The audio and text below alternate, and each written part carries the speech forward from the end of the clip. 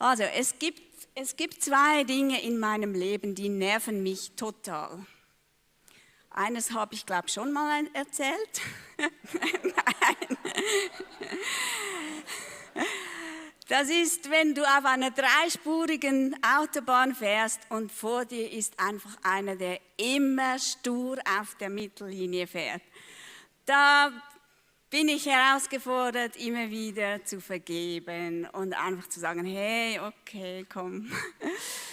Aber es gibt auch noch etwas anderes, das hat mich vor ein paar Jahren sehr, sehr genervt, als ich gemerkt habe, wie schlimm es ist, wenn man Schulden macht und wie sehr Schulden das Leben zerstören. Ich möchte deshalb, wir sind ja noch in der Serie Nahe am Vaterherz, und ich habe gemerkt, wir können dem Vater eigentlich gar nicht nahe sein, wenn wir seine Vergebung gar nicht annehmen, wenn wir sie nicht würdigen. Und deshalb ist das Thema heute Vergebung.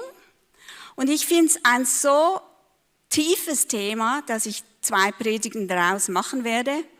Wir haben ja jetzt dann bald den Movie May, das ist cool. Ich muss zum Glück keine Movie-Predigt mehr machen, dann Ende Mai, weil echt, das ist sehr, sehr viel Arbeit. Und da bin ich froh, dass ich da rumherum komme. Aber ich werde dann den zweiten Teil dieser Vergebung Predigt machen. Ja, ich habe heute für meine Predigt den Titel gegeben, Unlimited, unbegrenzt. Und dieses Wort kommt einfach durch die ganze Geschichte, durch die ich heute mit euch teilen möchte. Es ist eine ganz simple Textauslegung. Und es geht eigentlich um eine alte, uralte Frage. Petrus ist da so unterwegs mit Jesus, oder besser gesagt, Jesus ist mit seinen Jüngern unterwegs und sie lernen ganz viel, wie ein Leben als Christ aussehen könnte. Und da fragt Jesus, also er hat eigentlich schon vorher gehört von Jesus in einem Gebet, das ihr alle sehr gut kennt, das Vaterunser. Vergib uns unsere Schulden, wie auch wir vergeben unseren Schuldigern. Und Petrus beschäftigt das irgendwie. Er kommt irgendwie nicht so ganz los und denkt sich so, ist das nicht zu hart? Und er ist aber der es wagt, zu Jesus zu gehen und zu fragen. Die Geschichte findet ihr in Matthäus 18, Vers 21 bis 25, und ich gehe da einfach ein bisschen langsam durch. Da ist also Petrus, der Jesus fragt, Herr, wie oft muss ich meinem Bruder oder meiner Schwester vergeben, wenn sie mir Unrecht tun? Ist 7-mal genug? Clever. Er offeriert hier eine Zahl. Und die Zahl 7 ist eigentlich, hat eine symbolische Bedeutung und heißt eigentlich 7-mal, ja, das ist ja eigentlich jeden Tag oder fast jedes Mal. Es ist die Zahl der Verkommenheit, es ist die Zahl des immer Wiederkehrens. Aber irgendwie hat er das Gefühl, das kann nicht sein, Jesus, oder? Dass ich so oft vergeben soll. Petrus möchte irgendwie eine Beschränkung, weil das gäbe ihm dann Sicherheit. 3-mal, okay, nachher kann ich sein lassen. Aber das ist eben genau das, die falsche Vorstellung von Vergebung. Dann sieht man Vergebung quasi als Reaktion auf ein Unrecht, das dir passiert, auf eine Verletzung, die du bekommst. Das heißt also, wenn kein Unrecht da ist, wenn du nicht verletzt bist, dann ist auch Vergebung kein Thema. 0%. Du musst dich nicht darum kümmern. Aber wenn etwas geschieht, dann geht es gleich hoch auf 100%. Du solltest 100%ig vergeben. So verhält sich doch ein echter Christ, oder nicht? Aber ich denke, wenn wir das so sehen, dann wird es mit der Zeit sehr anstrengend und aufreibend. Und schließlich tut es doch weh, wenn ich verletzt werde. Übergehe ich dann nicht einfach das Unrecht des anderen an mir? Übersehe ich es dann einfach, wische es unter den Teppich? Soll ich denn auf mein Recht einfach verzichten? Das sind so die Fragen, die Petrus beschäftigen. Die Frage, wie oft, bringt eigentlich meine innere Haltung ans Licht. Dann ist Vergebung ein Muss, eine Pflicht und ist ja eigentlich nichts, was mir nahe liegt. Im Gegenteil, es ist irgendwie nicht unsere Natur, auf etwas, das mir geschieht, noch etwas schenken. Das ist nicht unsere Natur. Und er sagt hier, eigentlich möchte ich doch lieber heimzahlen, Jesus. Ich möchte mal richtig die Faust hervornehmen und zurückschlagen können. Zu vergeben, ständig und immer wieder, das ist einfach ein zu großer Anspruch. Petrus sagt, weißt du, grundsätzlich bin ich ja schon bereit zu vergeben, aber wann ist genug? Und die Antwort von Jesus, die haut wohl alle um. Er sagt, nicht 7-mal, sondern 7-mal, 70-mal. Es ist schon eine dreistellige Zahl. Aber ich glaube nicht, dass Jesus meint, 489 Mal ist zu wenig und 491 Mal ist dann zu viel. Ich glaube nicht, dass es Jesus um das geht. Sondern es geht ihm um die innere Haltung. Er geht eigentlich über das jedes Mal hinaus. Es geht ihm um das Herz. Es geht ihm nicht ums Abzählen. Er macht keine Strichlisten. Das hat Petrus jetzt gemerkt. Keine Strichliste. Es geht Jesus um eine Vergebensbereitschaft, die nicht zählt, sondern es geht ihm um die Qualität. Es geht ihm darum, wie vergeben wir. Aber wie soll das gehen? Und fragt dann Petrus quasi, wie soll denn das gehen? Und darauf erzählt Jesus die Geschichte vom barmherzigen König. Ich lese sie mit euch. Denn mit Gott, also eben, Jesus sagt nicht nur 7-mal, sondern 77-mal, denn mit Gottes himmlischen Reich ist es wie mit einem König, der mit seinen Verwaltern abrechnen wollte. Als erstes wurde ein Mann vor den König gebracht, der ihm einen Millionenbetrag schuldete. Aber er konnte die Schuld nicht bezahlen. Deshalb wollte der König ihn, seine Frau, seine Kinder und seinen gesamten Besitz verkaufen lassen, um wenigstens einen Teil seines Geldes zurückzubekommen. Doch der Mann fiel vor dem König nieder und flehte ihn an. Herr, hab noch etwas Geduld, ich will ja alles bezahlen. Stoppen wir mal da.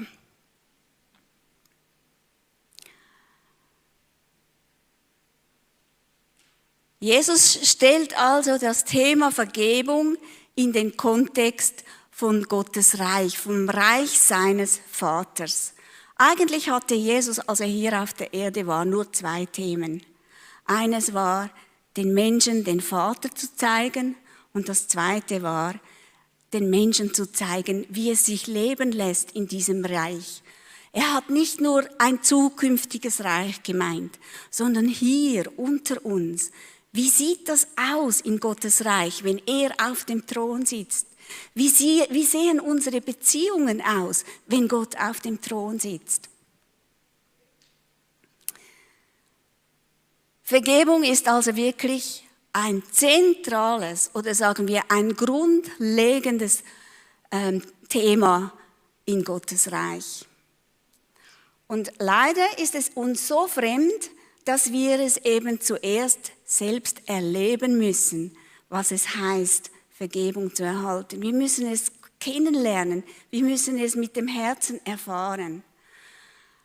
Und diese Geschichte zeigt eigentlich wunderbar auf, so quasi in 4 Schritten, 4 Etappen, oder man könnte auch sagen, 4 Segnungen, wie Gott uns vergibt. Und das möchte ich jetzt gerne mit euch auch ein bisschen anschauen.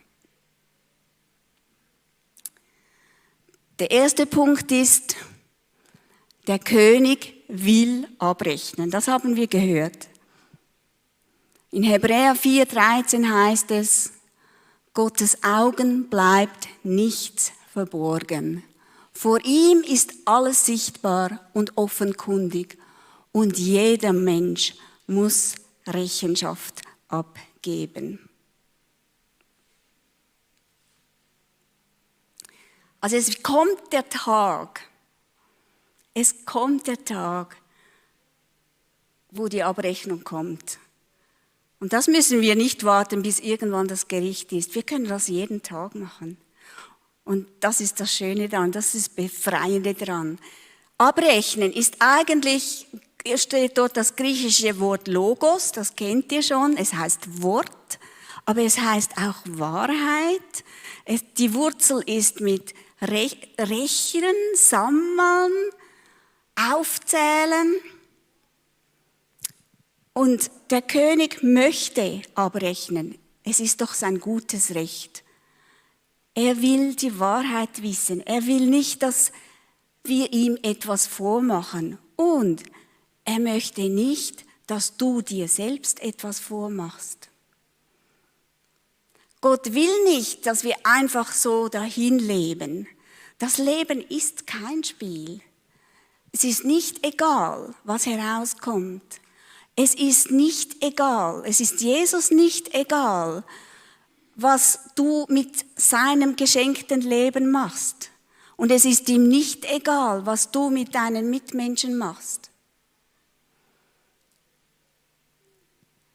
Vergebung beginnt also damit, dass wir uns nicht um die Wahrheit drücken. Er weiß, dass es uns nicht gut tut, wenn wir sie unter den Teppich wischen, unsere Fehler, unser Versagen. Er will es aufdecken, nicht wegen ihm, sondern wegen uns. Und das Schöne ist, wir können, wir sollen und wir brauchen nichts vor ihm zu verbergen. Gottes Absicht ist Vergebung, nicht Strafe. Wir haben immer so Schiss vor dem Aufdecken, weil wir dann die Strafe fürchten.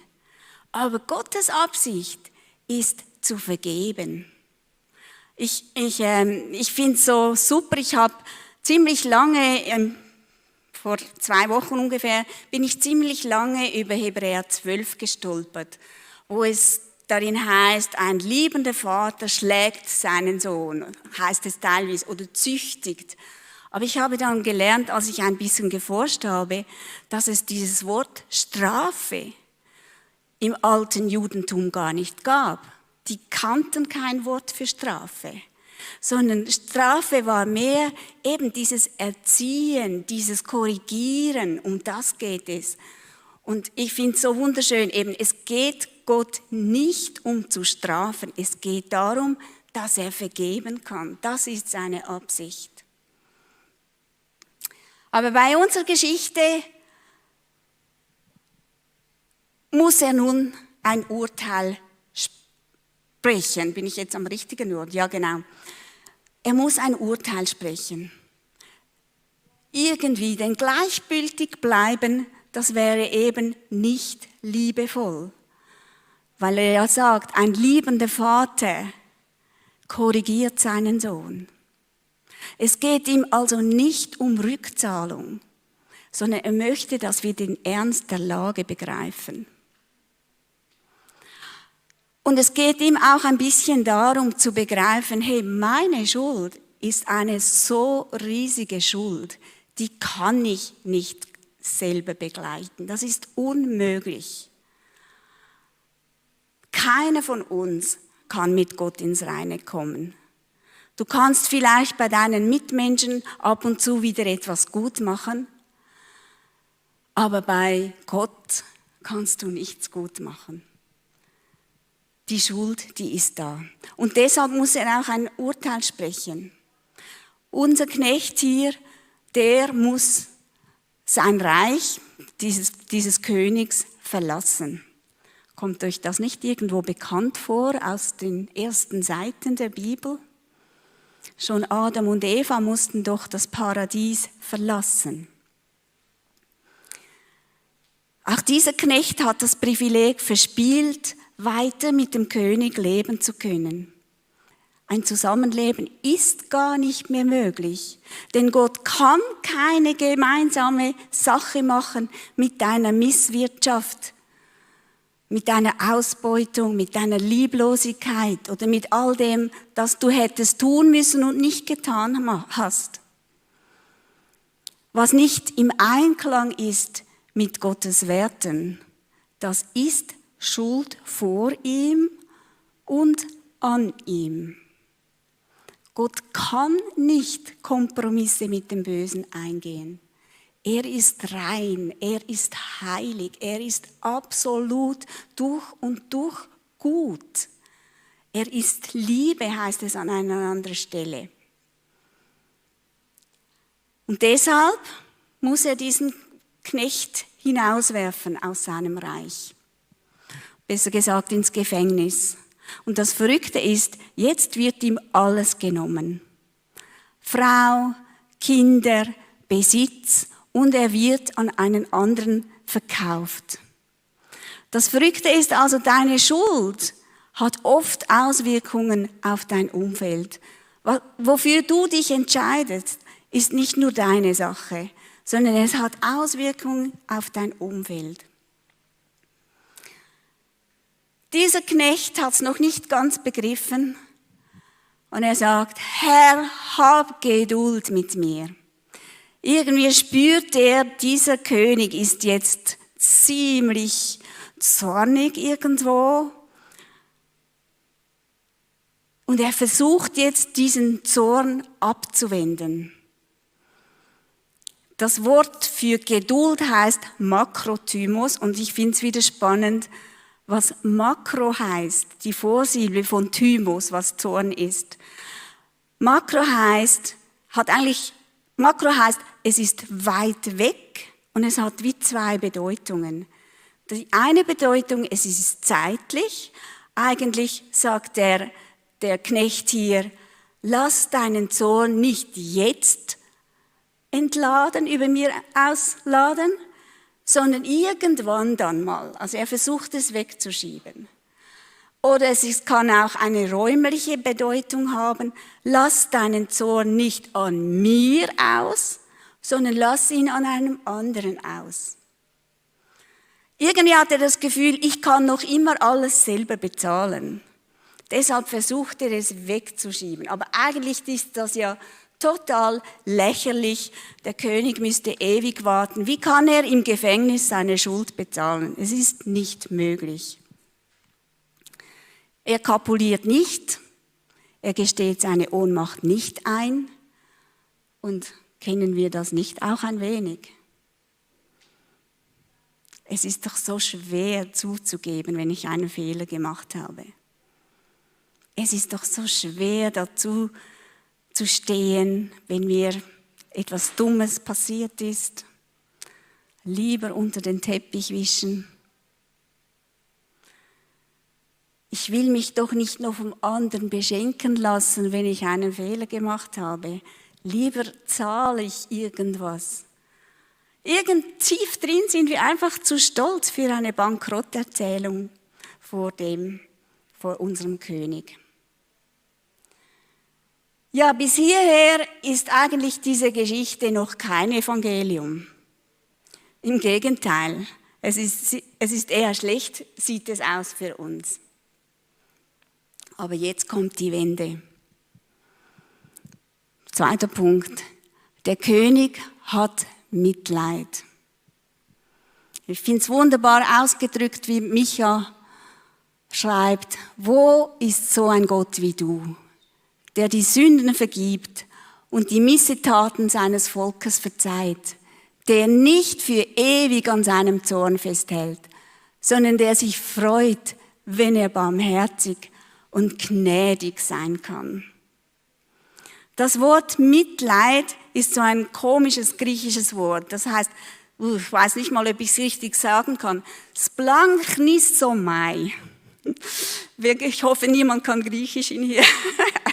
Ich weiß nicht, ob ich es richtig ausgesprochen habe. Aber das Wort heißt, es hat mit Eingeweiden zu tun. Mit Gedärme heißt es eigentlich. Es heißt, es geht Jesus nicht einfach kalt vorbei, sondern es macht etwas mit ihm.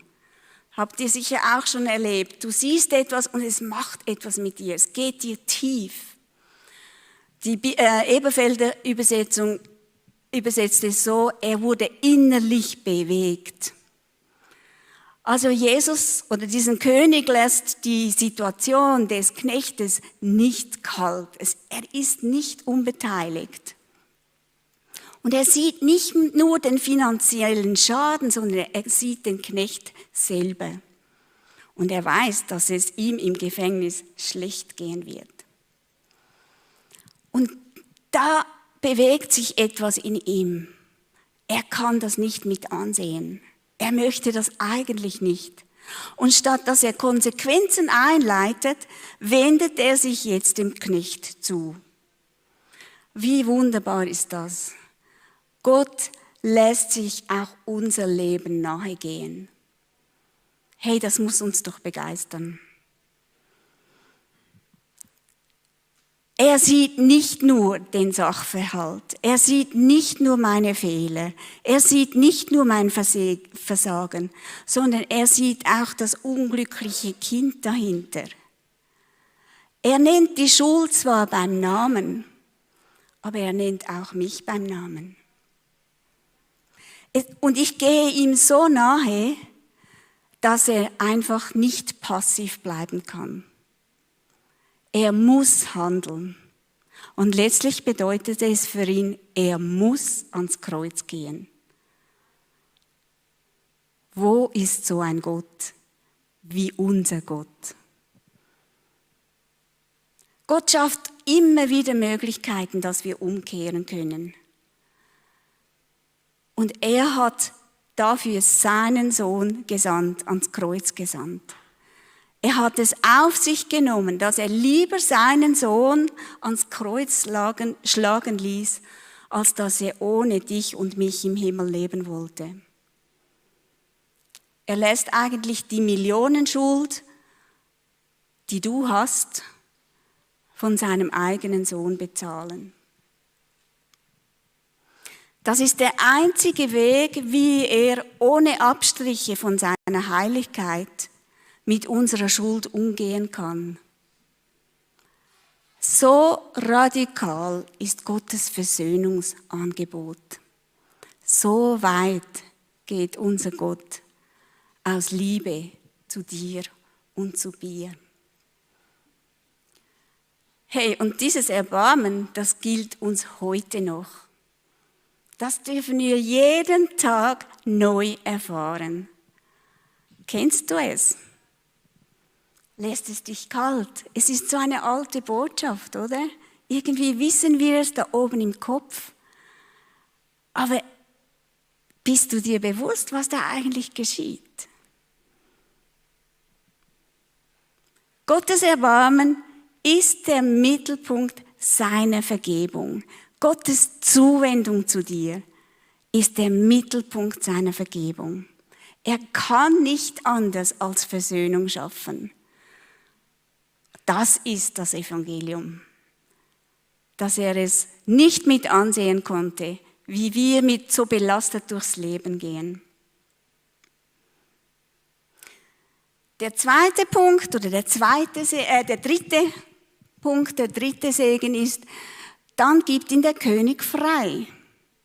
In Markus 10 heißt es, der Menschensohn ist nicht gekommen, um sich dienen zu lassen, sondern um anderen zu dienen und sein Leben als Lösegeld für viele Menschen hinzugehen.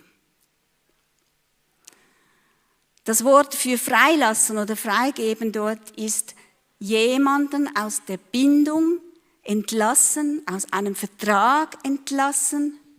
Und ich glaube, wir wissen das heute gar nicht mehr so recht, was das bedeutet, wenn ich nicht mehr Knecht sein muss, sondern als freier Bürger leben kann. Vielleicht können diese es noch am meisten nachempfinden, die mal in einem Kreditinstitut gewesen sind und fast nicht mehr losgekommen sind. Und dann kommt einer und sagt, hey, ich übernehme die Schuld für dich.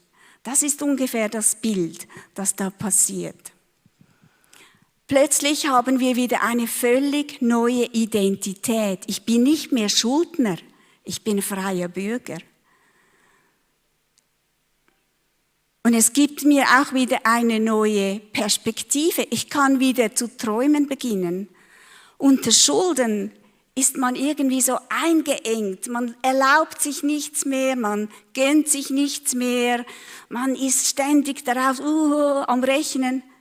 Aber wenn meine Schuld beglichen ist, kann ich wieder mit dem Träumen beginnen. Ich kann wieder selber entscheiden, mein Leben in Freiheit leben. Unser Knecht hier, der hat überhaupt nicht damit gerechnet. Mit so einer Reaktion vom König hat er nicht gerechnet. Deshalb hat er auch gar nicht darum gebeten.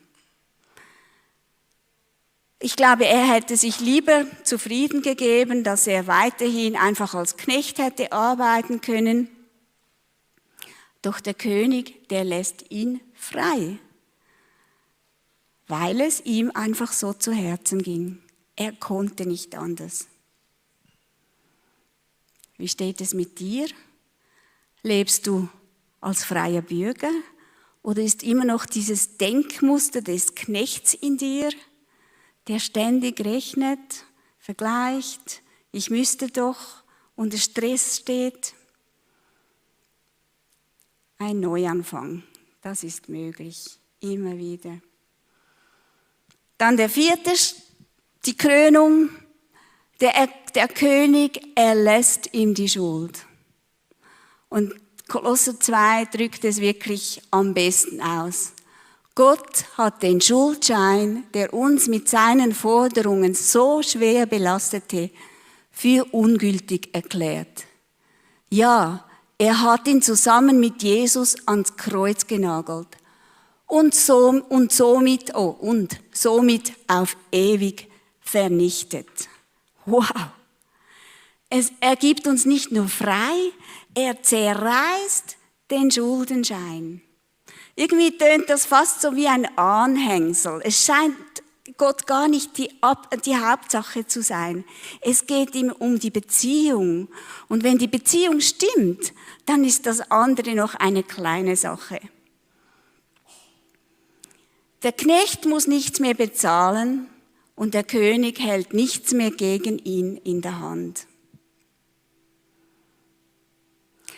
Gott vergibt uns so, als hätte der Fehler gar nie existiert. Ich hatte mal eine Phase, da ging ich zu Jesus jeden Tag und sagte, vergib mir, jetzt habe ich schon wieder. Vergib mir, jetzt habe ich schon wieder. Und ich hatte den Eindruck, dass Jesus zu mir sagt, schon wieder? Ich weiß von nichts. Es ist dieses freie, hey, du kannst immer wieder kommen und der Rest ist weg. Und wir brauchen uns deshalb auch nicht selbst zu verdammen und ständig in unserer eigenen Selbstverurteilung zu leben. Ja, jetzt wäre es doch so schön, wenn die Geschichte hier zu Ende wäre. Leider geht sie weiter. Lesen wir die nächsten Abschnitte. Kaum war der Mann frei, da traf er einen anderen Verwalter, der ihm einen vergleichsweise kleinen Betrag schuldete. Er packte ihn, würgte ihn und schrie, bezahl jetzt endlich deine Schulden. Da fiel der andere vor ihm nieder und bettelte, hab noch etwas Geduld, ich will ja alles bezahlen. Die gleichen Worte, merkt ihr? Aber der Verwalter wollte nichts wissen und ließ ihn ins Gefängnis werfen. Er sollte erst dann wieder freigelassen werden, wenn er alles bezahlt hätte. Als nun die anderen Verwalter sahen, was sich da ereignet hatte, waren sie empört. Sie gingen zu ihrem Herrn und berichteten ihm alles. Da ließ der König den Verwalter zu sich kommen und sagte: Was bist du doch für ein boshafter Mensch? Deine ganze Schuld habe ich dir erlassen, weil du mich darum gebeten hast. Hat er ja eigentlich gar nicht, oder? Hättest du nicht auch mit meinen anderen Verwaltern Erbarmen haben müssen, so wie ich mit dir? Zornig übergab der Herr ihn den Folterknechten. Sie sollten ihn erst dann wieder freilassen, wenn er alle seine Schulden zurückgezahlt hätte. Auf die gleiche Art, sagt jetzt Jesus, wird mein Vater im Himmel jeden von euch behandeln, der seinem Bruder oder seiner Schwester nicht von ganzem Herzen vergibt.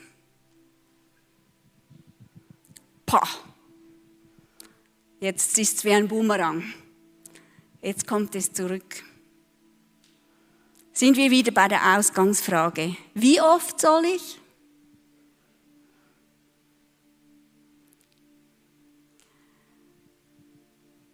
Es geht Jesus nicht um dieses wie oft,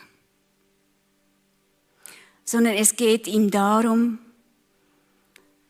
dass ich sein Erbarmen suche, erfahre, kennenlerne und lebe. Das ist das Ziel.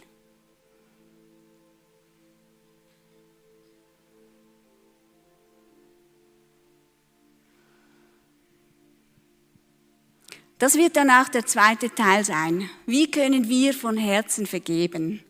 Das werde ich dann noch einmal ein bisschen ausmalen. Wie ist es mit uns? Wie reagieren wir, wenn jemand Unrecht an uns tut, wenn jemand schuldig wird an mir, wenn mich jemand verletzt? Werfen wir ihn auch ins Gefängnis?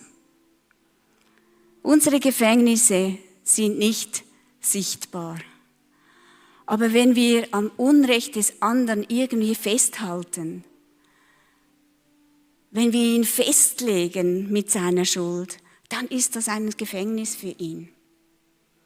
Wenn wir ihm nicht zugestehen, dass er sich ändern kann, dann engen wir ihn ein. Wenn wir ihm und Gott nicht zutrauen, dass er aus seinen Fehlern lernen kann, wenn wir ihm seine Schuld oder seinen Fehler immer wieder nachtragen. Wir laufen also hinter ihm her und tragen ihm die Schuld nach. Musst du mal vorstellen. Also du bist wie gebunden an ihn durch das. Wenn wir so handeln, dann wollen wir eigentlich gar nicht, dass das Unrecht wieder gut wird, dass es aus der Welt geschaffen wird. Wir möchten es irgendwie noch behalten. Wir haben dann etwas in der Hand gegen ihn. Manchmal genießen wir es dann fast, wenn wir ihn noch ein bisschen klein halten können, eben im Gefängnis halten können und sind nicht bereit, auf Rache zu verzichten. Das ist dann so wie unsere Rache. Irgendwie gefällt es uns in unserer Opferrolle und sind nicht bereit, einfach zu vergeben. Und wenn wir so reagieren, sind wir nicht im Reich Gottes. Wir sind nicht im Einklang mit unserem König. Wir sind dann nicht nur ungehorsam, wir vertrauen ihm irgendwie auch nicht. Wir lassen uns dann von Angst leiten, dass ich zu kurz komme.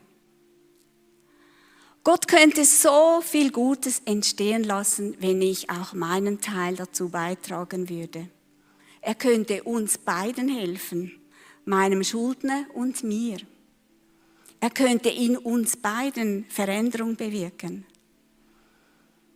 Aber wenn wir unsere Forderungen nicht aufgeben und weiter Richter spielen wollen, dann sind wir auch nicht Menschen der Hoffnung. Dann verkörpern wir einfach nicht sein Reich. Und wir halten Gott aus unserem Leben heraus. Dabei könnten wir doch entlastet, entschuldet durch das Leben gehen. Es wäre doch so schön, frei zu sein.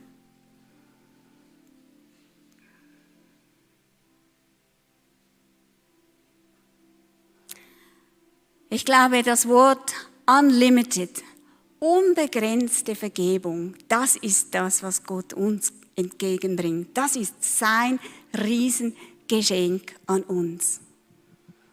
Gott schenkt uns die Gelegenheit, dass wir unsere Dinge aufdecken können, damit wir ein Leben in Freiheit leben können. Er sieht dich in deiner Not, in deiner Schuld, und er schenkt dir Erbarmen und Zuwendung. Und er schenkt dir Freiheit und neue Würde. Und zu guter Letzt zerreißt er noch den Schuldenschein.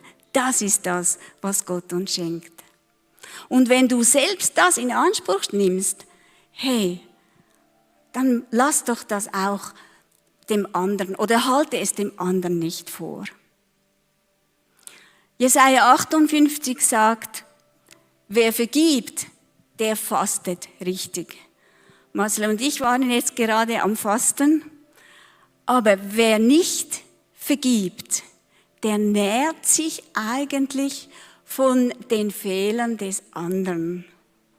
Und deshalb ist das echte Fasten, wenn wir die anderen freilassen aus ihrer Schuld uns gegenüber. Vergebung beginnt damit, sich von Gott beschenken zu lassen. Das ist der Schlüssel für unsere Vergebung dem Nächsten gegenüber. Ich habe noch, die letzte Folie. Anderen von Herzen vergeben beginnt damit, dass ich auch das Geschenk Gottes von ganzem Herzen annehme. Und das ist eben manchmal gar nicht so leicht. Wir sind gerne selbst großzügig, wir geben gerne, aber etwas empfangen zu müssen, dann bin ich irgendwie auf der schwachen Seite, oder? Es ist wie so eine Hierarchie. Und deshalb, dieses von Herzen annehmen, das wünsche ich uns allen. Lasst uns doch aufstehen. Ich möchte einfach dafür beten, dass wir dieses Erbarmen genau sehen können, dass wir das erfahren können, dass wir Gottes Liebe in unserem Herzen spüren können.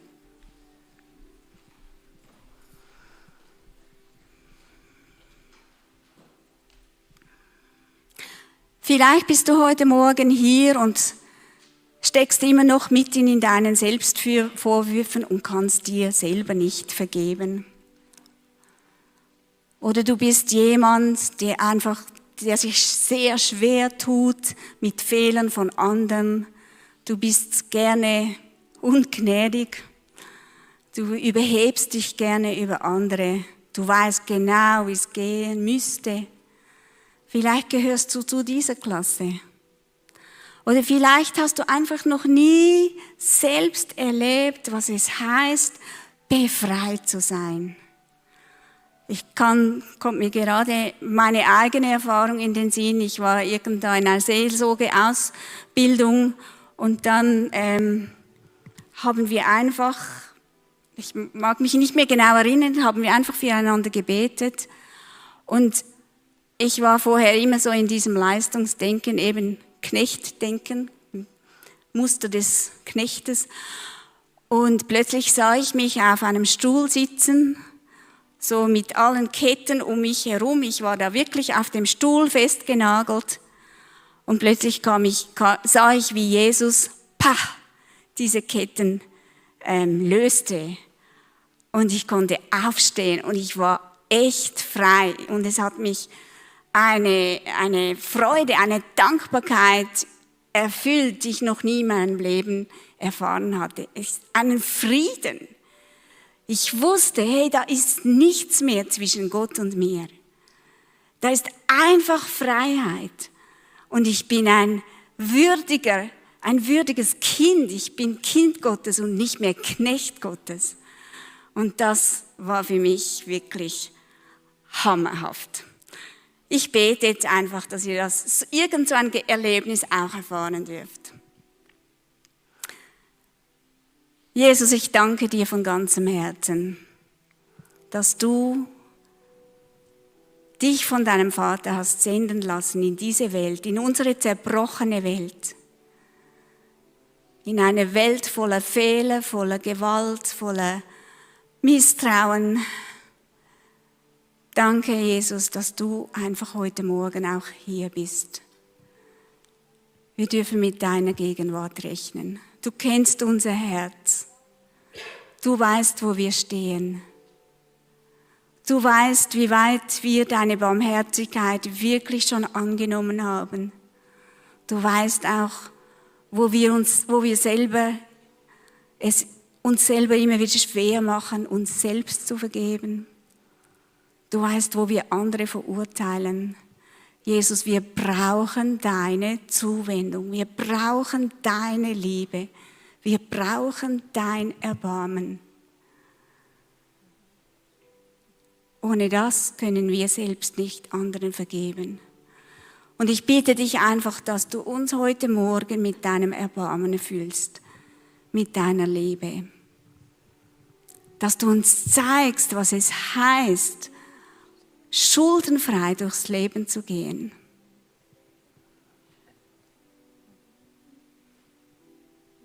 Vater im Himmel, wir danken dir von ganzem Herzen, dass du ein barmherziger König bist und dass wir keine Strafe zu fürchten haben, sondern uns deine Güte, deine Gnade erwartet. Amen. Amen. Amen. Ja, Gott hat unlimitierte, unlimitete Vergebung, unbegrenzte Vergebung für uns, die er uns geben will, die er uns schenken will.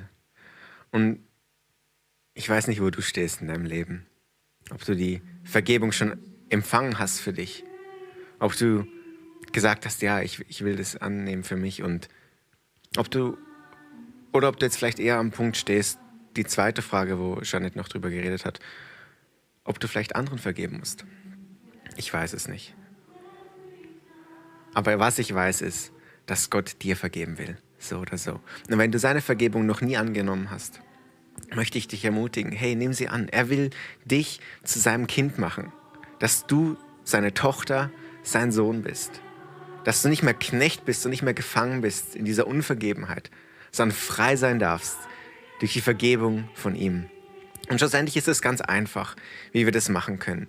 Wir selber aus uns heraus, wir können gar nichts machen. Wir haben nichts vorzugeben gegenüber dem König, gegenüber Gott. Aber er hat alles für uns schon gezahlt. Alle Vergebung steht bereit. Wir müssen sie eigentlich nur annehmen. Und das kannst du ganz einfach machen, indem du das einfach im Gebet ihm sagst. Indem du ihm sagst, ja, ich sehe ein, ich habe Fehler gemacht. Ich habe mir Schuld angehäuft. Bitte nimm mir diese Schuld weg und vergib mir. Und ich werde jetzt ein Gebet beten. Und wenn du das noch nie gebetet hast oder vielleicht merkst, ja, das muss man wieder mal beten, dann möchte ich dich ermutigen, kannst du einfach mit mir zusammen beten. Wir blenden das Gebet gerade jetzt ein. Vater im Himmel, danke, dass du mich grenzenlos liebst. Vergib mir, dass ich dich bis heute ignorierte und stolz glaubte, es allein zu schaffen. Danke, dass du mich nicht verurteilst, sondern deinen Sohn Jesus Christus gesandt hast, damit ich frei von aller Schuld leben kann und nichts mehr zwischen dir und mir steht.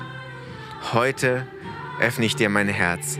Bitte komm in mein Leben, sei mein Freund und hilf mir, deinen guten Plan für mich zu erkennen und danach zu leben und auch anderen zu vergeben. Amen. Amen. Yes, come on. Das ist die coolste, beste, tollste Entscheidung, die du in deinem Leben je treffen kannst. Weil das ist die Entscheidung, die dich frei macht und wiederherstellt in diese Beziehung hinein zu unserem König, zu unserem Gott, zu unserem Schöpfer. Und wenn du die Entscheidung jetzt zum ersten Mal getroffen hast, dann gratuliere ich dir ganz herzlich. Wir freuen uns richtig mit dir. wenn du noch weitere Fragen hast, Sachen noch nicht verstehst oder sonst einfach Feedback hast, dich mal mit uns in Kontakt setzen willst, darfst du einfach hier auf equippers.ch/connect gehen. Wir würden es gern lieben, mit dir mal in Kontakt zu treten. Du kannst auch dort unseren Newsletter abonnieren und alle wichtigen Infos up-to-date bleiben, was bei uns so läuft. Und da möchte ich eigentlich gerade weitermachen mit dem Ausblick. Nächste Woche, ich habe schon gesagt, es ist Ostern, Ostersonntag. Und nächste Woche werden wir ein bisschen speziellen Gottesdienst haben. Das heißt, wir werden so eine Abwechslung von Songs, Lesungen und einer Kurzpredigt haben, so als eine Osterliturgie. Und das alles wird live übertragen, also alles wird im Livestream sein. Nicht nur wie sonst so, dass hier ich oder irgendwer sonst moderiert, hinten dran gesungen wird, sondern der ganze Gottesdienst wird übertragen. Deswegen ganz wichtig, 10:15 Uhr einschalten, nicht erst 10:30 Uhr, sondern schon 10:15 Uhr. Also merkt euch das unbedingt. Und dann können wir uns drauf freuen. Natürlich, wenn ihr es schafft, vor Ort vorbeizukommen, umso besser. Ich glaube, vor Ort wird es gerade noch doppelt so cool sein. Genau, dann freuen wir uns auf nächste Woche, auf Ostern. Und nach April, da kommt der Mai. Und im Mai haben wir am 15. Mai ein Welcome-Apero. Wir kündigen das immer wieder an, vielleicht hast du es auch schon mal gehört. Wir haben das eigentlich jeden Monat. Es geht darum, dass du einfach mal vorbeikommen kannst, nach dem Gottesdienst kurz ein bisschen bleiben kannst, mit einem kleinen Snack, unsere Pastoren ein bisschen ausfragen kannst. Wir können dir erzählen, wer wir sind, was wir machen, warum wir machen, was wir machen und du so ein bisschen mitkriegst, was unser Herzschlag ist. Also wenn du Teil werden willst von unserer Kirche, regelmäßig kommen willst, mehr Informationen willst oder sonst einfach mal ein Gespräch haben willst mit uns, darfst du einfach sehr gern am 15. Mai anschließend nach dem Gottesdienst bleiben. Und im Mai, der wird auch noch ein bisschen speziell sein. Es wird nämlich Movie May. Der Movie May, das wird leider nicht im Livestream übertragen, wenn ich das richtig im Kopf habe, aber es lohnt sich hier vor Ort zu kommen. Und zwar wird es alles ein bisschen speziell sein. Wir werden zusammen einen Mix aus Film und Predigt machen. Und mit Popcorn und allem drum und dran wird dieser Movie May gestaltet. Das heißt, eine super Möglichkeit, jemanden einzuladen, der vielleicht sonst nicht in die Kirche kommen würde, weil wir es wirklich ganz locker und cool gestalten.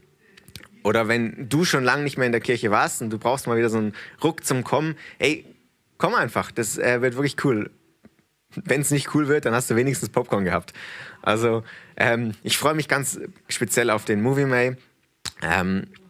Am besten kommt ihr da persönlich vorbei. Dann noch zur Spende, nochmal ganz kurz will ich nochmal sagen, dieser QR-Code, den ihr jetzt seht, das ist nicht der Twint-QR-Code, einfach nicht, dass da Verwirrung herrscht. Das ist der QR-Code, wo auf die Webseite equippers.ch/spenden führt. Dort könnt ihr dann mit Twint auch weiterhin spenden. Jetzt haben wir einfach geändert, einfach, dass da keine Verwirrung entsteht. Ja, dann sind wir eigentlich fertig.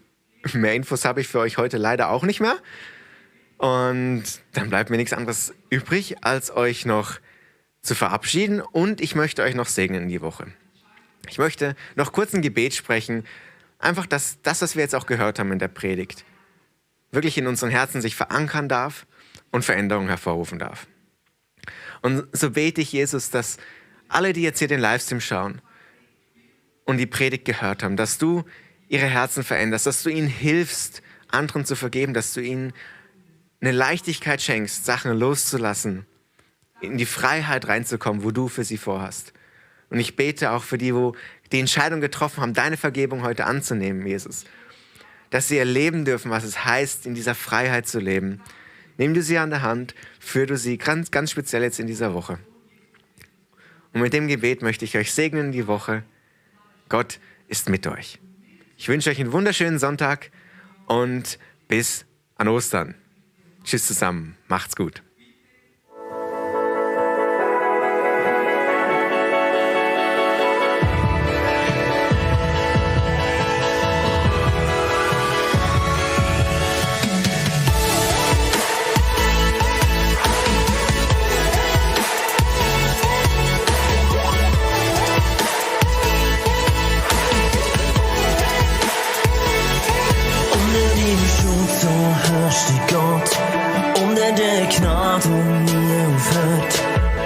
Uns nicht die Zuversicht, dass das geschieht, was du versprichst. Unter der Führung von deinem Geist, unter deinem Wort, das nie versagt. herrscht in uns die Sicherheit, dass du Herr bist. Denn dir gehört alle